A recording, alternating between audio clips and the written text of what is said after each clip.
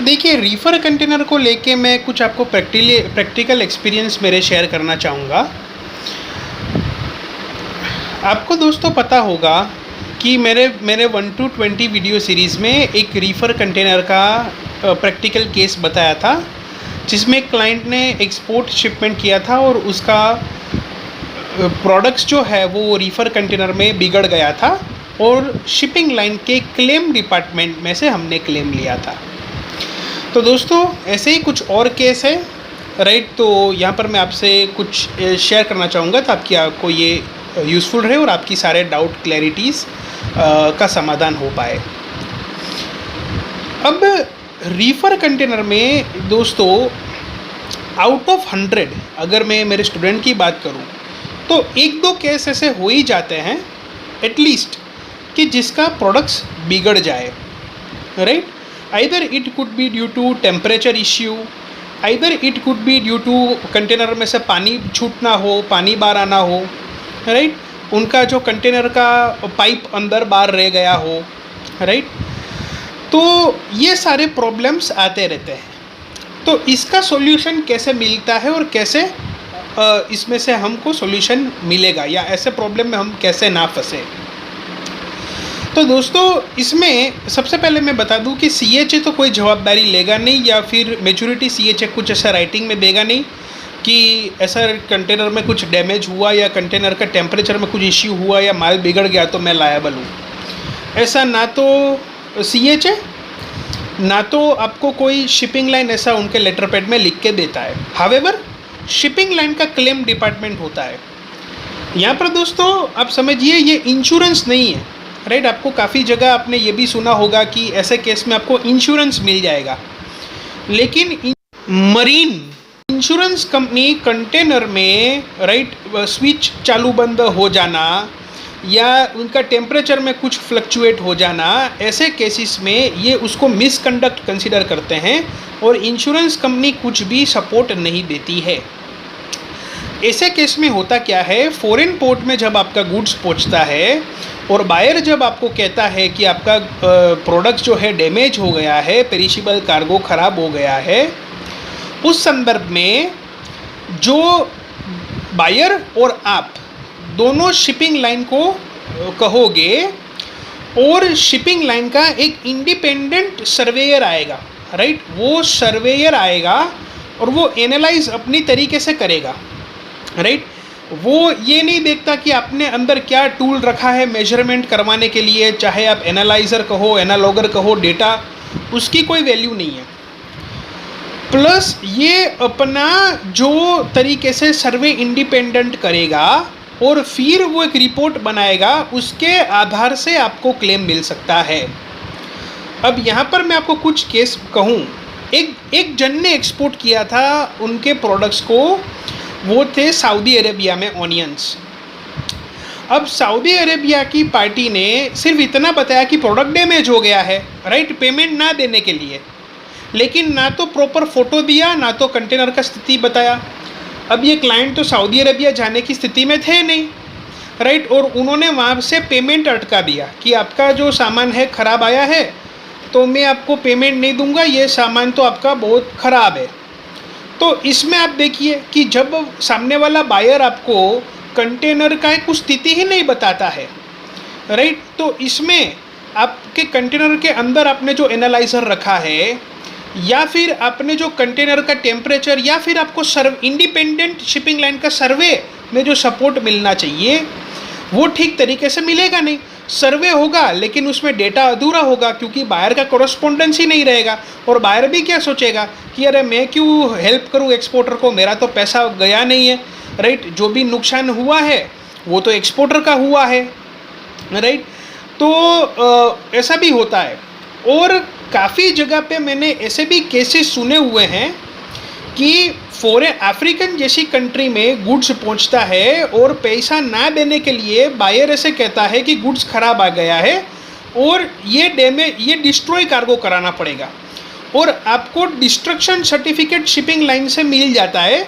लेकिन वास्तविकता में जो बायर है उसने कुछ लोगों की मिली भगत करके कंटेनर से गुड्स निकाल के मुफ्त में आपसे गुड्स ले लिया है और आपको बता दिया गया है कि आपका गुड्स तो डैमेज है। अब आप वहाँ पर एक एक कार्टून तो देखने नहीं जाओगे, राइट। वो ना तो आपको लाइव वीडियो का सपोर्ट देगा, ना वो आपको ठीक से बताएगा। वो कहेगा पोर्ट में है, कुछ फ़ोटो आपको बता देगा, राइट, डैमेज के क्रिएट कर करके, और कह देगा कि ये तो डैमेज है। मतलब आपको अगर बायर को अगर आपको ठगना है और अगर आपका बायर नोन नहीं है तो वो कैसे भी करके आपको ट्रैप में ले सकता है, राइट। और बता सकता है कि भाई आपका कार्गो जो है, आपका गुड्स है, राइट, वो तो डिस्ट्रॉय करना पड़ेगा, ये तो बहुत ख़राब कंडीशन में आया है।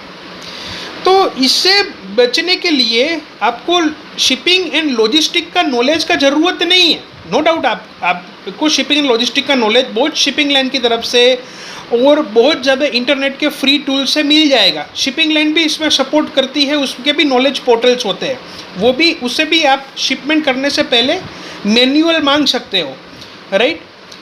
लेकिन अगर बायर को ही आपके साथ चीट करना है, राइट, तो वो तो ऐसी बातें बताता रहेगा। तो हमारे लिए सेफेस्ट ऑप्शन क्या है, मेन चीज़ हमको यहाँ पर डिस्कस ये करना है कि ये सब चीज़ों से हम कैसे बचें। तो इससे बचने के लिए सबसे पहले हमको क्रेडिट इंश्योरेंस के ऊपर फोकस करना है, राइट। हमको क्रेडिट इंश्योरेंस ले लेना है और हमको माल को शिपमेंट कराने से पहले प्री शिपमेंट इंस्पेक्शन लेना पड़ेगा। वाई? बिकॉज अगर आप तीनों टर्म में ट्रेड करो, जैसे FOB है, CFR है या CIF है, उसमें एक्सपोर्टर का रिस्पॉन्सिबिलिटी तो उसके पोर्ट तक का ही है। तो हमने क्या ठेका लेके रखा है कि सामने गुड्स जो है वो ऐसी कंडीशन में पहुंचेगा? नहीं। अगर आप इंटरनेशनल चैम्बर ऑफ कॉमर्स के रूल्स को माने तो एक्सपोर्टर का जवाबदारी उनके पोर्ट तक ही है, राइट। अब अगर कुछ डैमेज होता है तो फिर भी buyer has to bear that damage, right. और शिपिंग लाइन से उनको जो है चीज़ है वो क्लेम कराना पड़ेगा, राइट। लेकिन इसमें मेनली होता क्या है कि आपने बिल ऑफ एक्सचेंज कभी भेजा होता नहीं है, राइट। बिल ऑफ एक्सचेंज का मतलब ही यही है कि बायर जो है वो आपके डॉक्यूमेंट एक्सेप्ट करेगा और सामने जो है वो यूजेंस पीरियड के बाद पैसा देगा, क्योंकि डील है डॉक्यूमेंट अगेंस्ट पेमेंट, ये गुड्स अगेंस्ट पेमेंट डील नहीं है। आप समझो, डॉक्यूमेंट ले और पैसा दे, चाहे गुड्स में जो भी हो, राइट, चाहे कचरा भी हो, तो भी बायर को पैसा देना पड़ेगा, इसके लिए रूल है।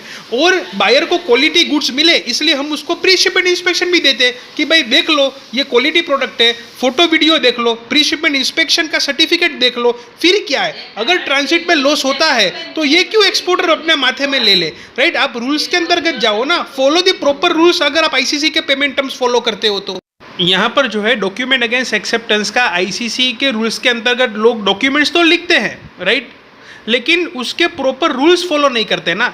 आपने DA में बिल ऑफ एक्सचेंज भेजा, ये आपको सोचना चाहिए। आप जो है वो बायर को कोऑपरेट करते हो, करना भी चाहिए। और बायर जो है वो शिपिंग लाइन को कोऑपरेट नहीं करता है, सिर्फ आपसे बात कर देता है। अब एक केस ऐसा भी हो गया कि एक पार्टी ने शिपमेंट किया था और उसका कंटेनर पेरिशेबल कार्गो का डैमेज हो गया। अब शिपिंग लाइन ने क्लेम देने के लिए एग्री तो हुआ, क्योंकि सर्वेयर ने बताया, राइट, कि ये डैमेज हो गया है, फोटो वीडियो है, और उन्होंने एक सर्वे किया इंडिपेंडेंट। तो गुड्स तो डैमेज था, लेकिन जो बायर ने क्या किया था कि वहाँ पर जो एक्सपोर्टर ने सेंड 10 लाख का माल किया था इनवॉइस का, लेकिन बायर ने अपना ड्यूटी कम करने के लिए एक अलग से खुद का इनवॉइस बनाया।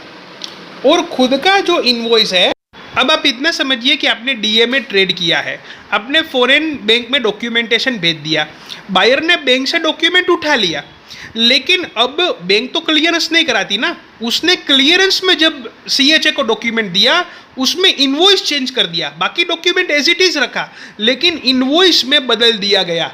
उनको पता होता है कि इनवॉइस घर पे बन जाता है, BL ओरिजिनल चाहिए, लेकिन BL में तो कभी रेट होता नहीं है।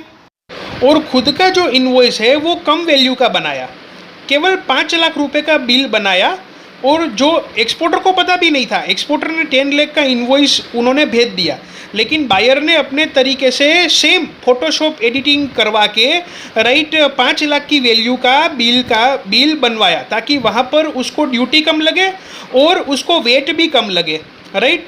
तो उसकी परचेस कम दिखाने के लिए बायर ने ऐसा किया।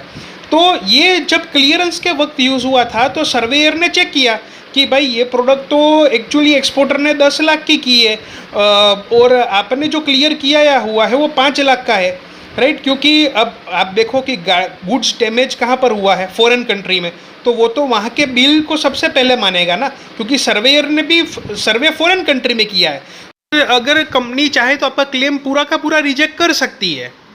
और फर्दर तो उन्होंने इतना बताया कि भाई आपको ज़्यादा से ज़्यादा 5 लाख का क्लेम मिलेगा, राइट, इससे ज़्यादा तो मिलेगा नहीं, क्योंकि उन्होंने कस्टम क्लियरेंस कराने के बाद ये चीज़ को चेक किया, राइट। और एक्सपोर्टर ने गुड्स दिया था क्रेडिट पे, और एक्सपोर्टर को अल्टीमेटली पेमेंट भी नहीं मिला, और शिपिंग लाइन केवल ये कह रही है कि यहाँ पर हम मैक्सिमम से मैक्सिमम जो है वो 5 लाख तक का ही आपको क्लेम दे सकते हैं, क्योंकि आपने क्लियरेंस के वक्त बिल जो है वो 5 लाख का बनाया था, तो फॉरेन कंट्री का बिल ही मान्य रहेगा। तो ये चीज़ भी है, अभी आपको पता ही नहीं है, एक्सपोर्टर को पता ही नहीं है कि उनके बायर ने ड्यूटी कम करने के लिए कस्टम में उन्होंने एक अपनी तरीके से बिल बनवा के नीचे वैल्यू का दे दिया, तो ये पता ही नहीं है।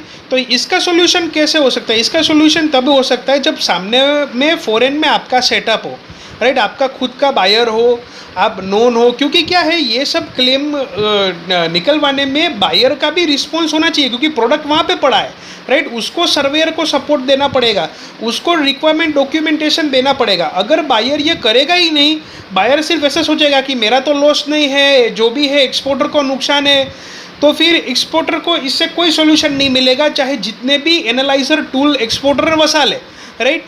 एक्सपोर्टर को अगर सेफ रहना है तो उसको उनकी पेमेंट टर्म सेफ रखनी पड़ेगी, एक्सपोर्टर को क्रेडिट इंश्योरेंस रखना पड़ेगा, राइट, और प्रोडक्ट का प्री शिपमेंट इंस्पेक्शन कराना पड़ेगा, राइट, प्री शिपमेंट इंस्पेक्शन कराना पड़ेगा, और ये साबित कराना पड़ेगा एक्सपोर्टर को कि मैंने जो सामान शिपमेंट किया था वो मेरे पोर्ट तक का एकदम सही कंडीशन में था, राइट। उसका प्रूफ अगर एक्सपोर्टर के पास होगा तो एक्सपोर्टर को अगर बायर से नहीं तो क्रेडिट इंश्योरेंस से तो पैसा मिल जाएगा, राइट, वहाँ से वो क्लेम ले सकते हैं, वरना एक्सपोर्टर को यहाँ पर क्लियर हाथ धोना पड़ेगा, राइट, ये सारी चीज़ों के कारण। इसमें इसलिए पहले आप डिटेल में एक्सपोर्ट इंपोर्ट बिजनेस को सीखें, इनके डॉक्यूमेंटेशन प्रोसीडियर को समझे, राइट। और अगर आप डिटेल से सारा एक्सपोर्ट इंपोर्ट बिजनेस सीखोगे तो उसके अंदर आप शिपिंग और लॉजिस्टिक भी सीख जाओगे, राइट। क्योंकि आप ये समझ लो कि if the buyer's intention, right, are wrong, तो उसमें से आपको बैकअप प्लान्स आपके पास होने चाहिए, जो मैंने काफ़ी वीडियोस में भी शेयर किए हैं। आप पहले मेरे 1 to 20 सीरीज देखिएगा, also read my article and discussion board, so that you can get proper further update regarding it, that how you should execute your plan properly.